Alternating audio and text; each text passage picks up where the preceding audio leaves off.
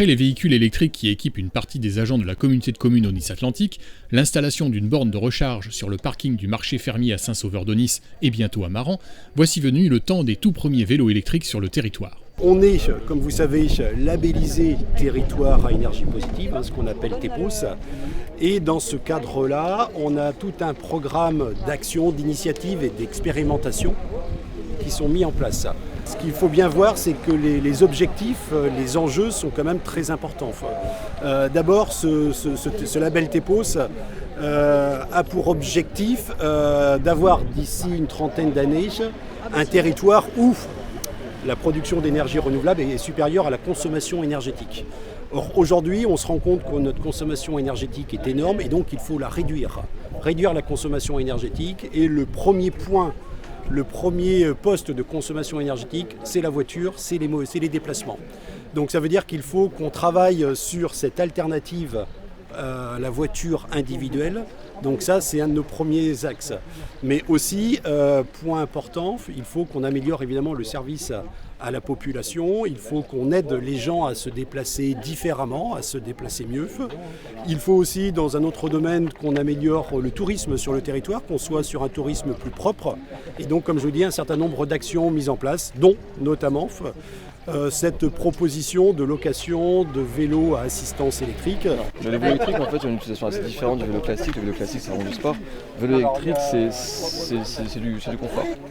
5 vélos en libre service et leurs bornes de recharge ont été installés sur le port de Maran, non loin de la capitainerie. Pas forcément le premier choix pour le maire de Maran, Thierry Bellage. J'aurais souhaité que cette aire pour véhicules électriques soit installée sur le nouveau stationnement du parking des Boues des Barques, en face de la passerelle des Portes d'Ebbe, parce que demain, c'est par ici que les Marandais, les nouveaux habitants de Maran, ceux qui vont venir visiter Maran, découvriront notre commune. À travers ce stationnement facile, ils prendront à nouveau donc des véhicules électriques qui seront installés prochainement là-bas.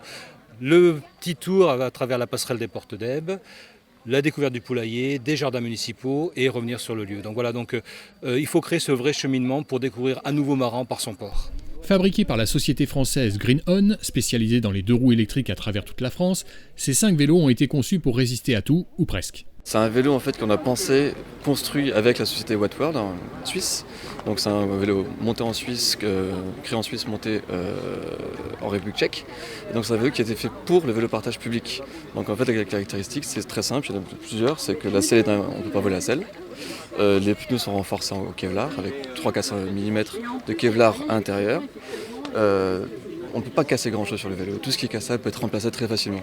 Donc le principe, c'est un vélo pour le vélo partage, c'est pas un vélo qui est sur le marché public, c'est un vélo exprès pour. L'utilisation de ces vélos se fait via une application gratuite sur smartphone, à un prix de location très compétitif, à partir d'€1 pour 1 heure, et tout est géré à partir du téléphone, la localisation, la disponibilité, la recharge et le paiement de la location. On fait du sur-mesure, on fait du plus petit pour les villes urbaines, périurbaines, rurales, qui ont envie d'avoir un système de vélo, qui veulent essayer le vélo électrique et qui n'ont peut-être pas l'ambition tout de suite de mettre 1000 vélos et d'en mettre un gros budget dessus. Non, là-dessus, on va mettre 5 vélos, 6 vélos, 7 vélos, 8 vélos et on essaye, on teste, on peut modifier, on peut changer la station, on peut la déplacer aussi.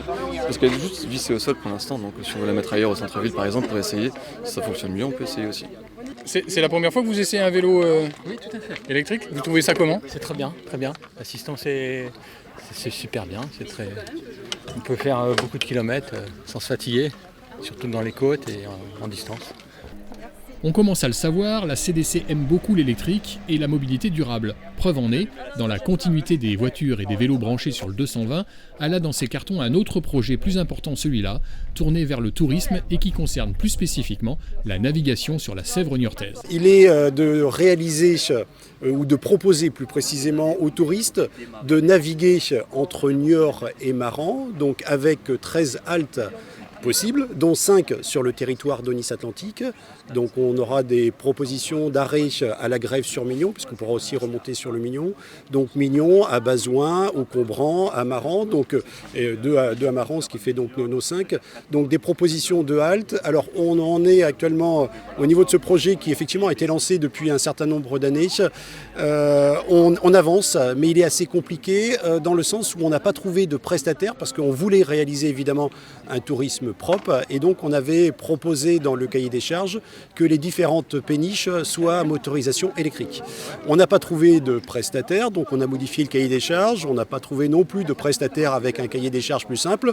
Et donc dernièrement, au printemps, les collectivités ont décidé de porter elles-mêmes la réalisation de ces péniches. Donc on a décidé de construire 3 péniches à titre expérimental, donc des prototypes, donc qui seraient financés par les différentes collectivités, à savoir les départements, les intercos, dont la communauté d'agglomération de Niort et puis les intercos de Vendée et au Nice Atlantique en Charente-Maritime, avec le soutien de la région. Donc on a décidé de lancer ce programme de réalisation de 3 péniches et on espère évidemment que les décisions, qu'on aura des réponses, des propositions assez rapidement pour que ce beau projet de tourisme fluvial puisse être mis en place dès 2020, voire au plus tard en 2021. Quel coût pour ces prototypes ?